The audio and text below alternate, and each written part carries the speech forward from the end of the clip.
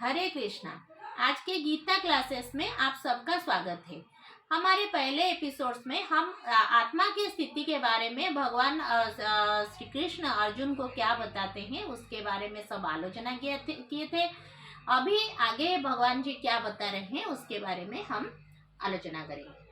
तो 27 नंबर श्लोक में भगवान जी बता रहे हैं, जातस्य हि ध्रुव मृत्यु ध्रुवं जन्म मृतस्य च तस्माद् परिहार्यार्थे न त्वं स्वचित्तं महर्षि।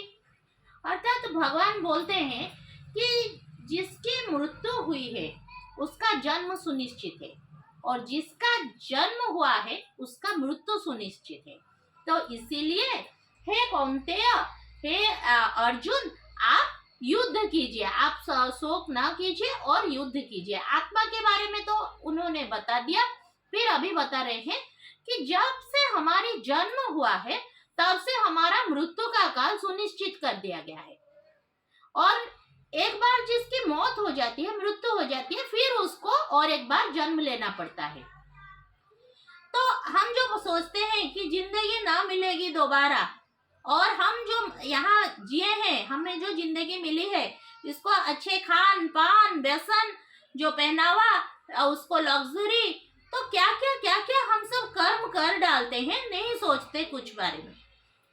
तो लेकिन ये जो जातस्य ही ध्रुव मृत्यु, जो मृत्यु का जो काल है वो कब आके हमारे सामने पहुंच जाएगा, क्योंकि यह है निश्चित। जिसका जन्म हुआ है उसका मृत्यु भी निश्चित है।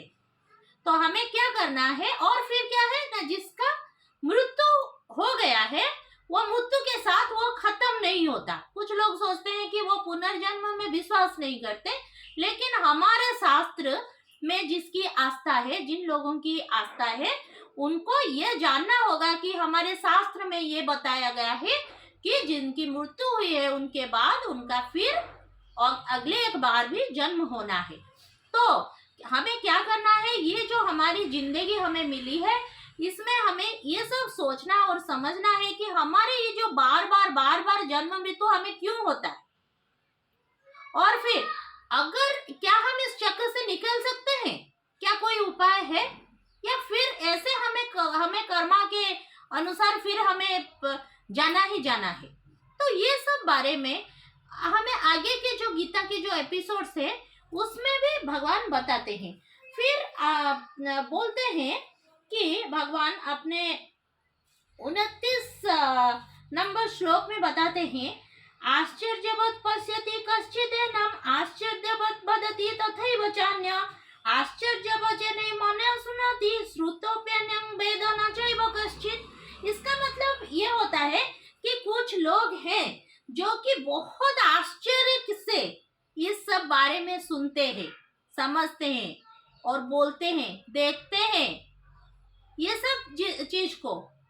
तो ये वास्तव में ये बहुत आश्चर्य की चीज है। ये जो आत्मा की जो गति है, मृत्यु है, जन्म है, बहुत आश्चर्य की चीज है।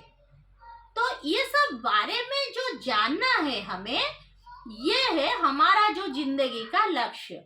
तो जब हम आगे गीता जी में पढ़ेंगे तो हमारा मन में जो संदेह है कि ये जो हमारा जो मृत्यु के बाद हम कहाँ पर जाएंगे, कौन सी क्या ऐसी कुछ राज्य है, अगर हम क्यों भगवान का जो साथ हमारा भक्ति में क्यों आएंगे, हम तो मौज से हैं, लेकिन क्यों भक्ति में आएंगे, और हमारे ये जो जिंदगी खत्म होने के बाद हमारी भक्ति अगर इस जिंदगी में करते हैं तो हमारी जब मौत हो जाती है उसके बाद ये भक्ति क्या हमारे काम आने वाली है। तो ये सब बारे में हमारे जो गीता के आगे के जब हम एपिसोड्स का डिस्कशन करेंगे, आपको बताएंगे, तो उस समय हमारे मन में जो जो संदेह है ये सब निकलता जाएगा।